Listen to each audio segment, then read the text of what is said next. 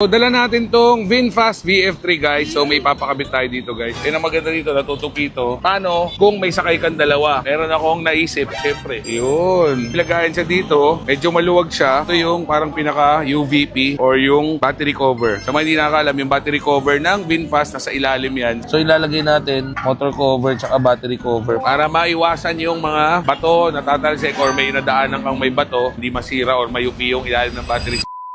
So guys, ngayong araw nga pupunta tayo dito kay FSR Auto Works and Off-Road Unlimited. So dala natin tong VinFast VF3 guys. So may papakabit tayo dito guys. So ito yung sakyan ng anak ko, siya rin yung nagdadrive guys. So napaka-cute to. Tingnan nyo naman, di ba? Para siyang laruan guys, di ba? So maraming hindi nakakaalam guys. So ito yung battery nito sa ilalim. So may kakabit tayo dito, yung parang pinaka-battery cover niya sa ilalim. So kailangan ng lifter, medyo mahirap ikabit. Dinala natin dito kay FSR Auto Works and Off-Road Unlimited. So guys, may papakita ko sa inyong kakaiba dito. Pansinin nyo guys, ang VF3, sobrang liit ng space niyan. Pagka binuksan niya sa likod, ganyan, dikit na siya dito. So, wala ka na mailagay na space. So, pag nag-grocery ka, wala ka na mailalagay, pwede dito. Yan ang maganda dito, natutupi ito. Pero, paano kung may sakay kang dalawa? So, kung may sakay kang dalawa, hindi na siya kakasya talaga.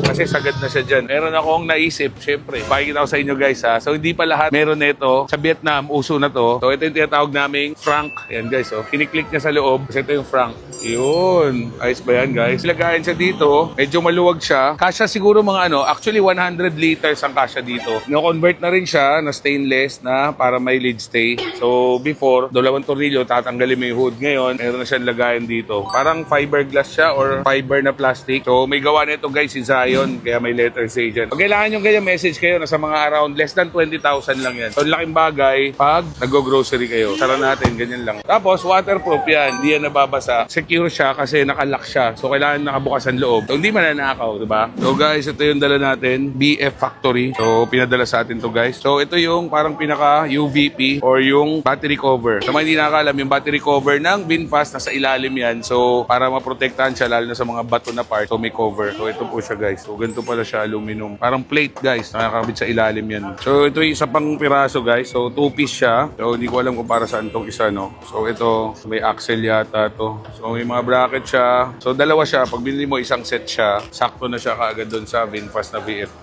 So, guys, sa mga hindi nakakaalam, pakita ko sa inyo ilalim guys ha. So, yun guys, sa mga hindi nakakaalam, ganito po yung itsura ng ilalim ng VinFast na VF3. So, yun yung battery. Ito yung motor cover. So, ilalagay natin motor cover tsaka battery cover para matakpan siya. Para maiwasan yung mga bato na tatalsik or may nadaanan kang may bato, para maiwasan natin yun, hindi masira or mayupi yung ilalim ng battery. Saka yung motor, baka tamaan. So, nabili natin yan guys kay Benito Alberto. Lagay natin dito. Siya si Attorney Rich. Nandun yan. Lagay natin. Pwede kayo mag-order sa kanya guys. So guys, di na namin lifter. Kaya naman dahil maluwag naman yung ilalim. Mataas yung ground clearance. So marami rin nagtatanong sa atin guys, anong gulong nilagay natin? So ang size ng gulong is 205/70 R15. So lumapad yan guys. So may rub ng konti nung una dito. Ay kita nyo yung part na yan. Ito part ng plastic na to may rub konti. So ginawa natin, nag-spacer tayo maliit na to. Yan. Spacer tayong konti para bumuka ng konti. Same thing sa harap. Yan. Para pumugi siya. Tapos nagustuhan ba natin dito luwag guys. So likod, makakaupo pa rin naman. Yan yung likod.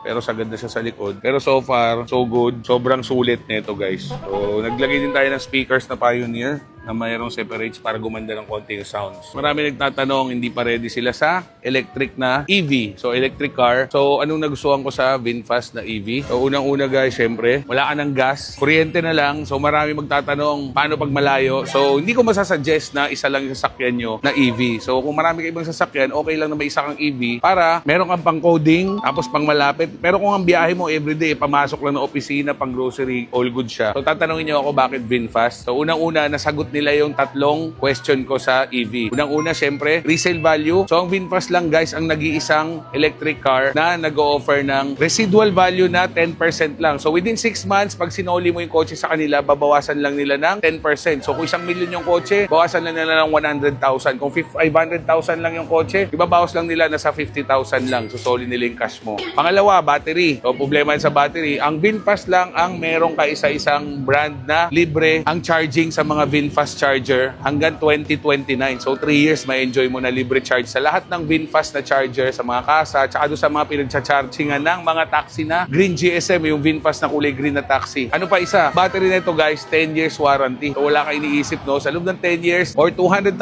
kilometer, under warranty yung battery mo. Isa pa, sila ang may gawaan ng sariling battery. Sila lang din yung merong battery subscription. So from 745, mabibili nyo lang yung VinFast na VF3 ng 590,000. Pero magma-monthly kayo ng 1,600 pesos. Sobrang mura pa rin yan. Parang kalahating tangke lang yan pag nag-full tank kayo ng ordinary car. Pero wala kayong isipin sa battery nyo. Kahit walwalin nyo yan, kahit i-full charge nyo lagi, kahit isagad nyo ng empty yan, walang problema kasi under warranty yung battery nyo. Battery subscription, literally para kayong nag-aarkila ng battery ng VinFast. Pero in case anong mangyari sa battery, papalitan nila yan ng bago. Siyempre guys, yung pinaka-last, yung sinasabi lang disposable. Guys, ang VinFast, meron silang 8 years warranty sa sasakyan nyo. So kung ano man mangyari dyan, balik nyo sa kanila, silang bahala gumawa dyan, wala ang gagasin. Isa pa, pagpalagay mo na around 10,000 ang gasolina mo isang buwan. So sa isang taon guys, may 120,000 ka. Sa 10 taon guys, may 1.2 million ka. So bawin-bawi mo guys. So kaya VinFast ang kinuha ko because of battery subscription, warranty, tsaka yung residual value. So yun guys. So pagka interested kayo guys, visit nyo yung mga VinFast malapit sa lugar nyo. Let's go.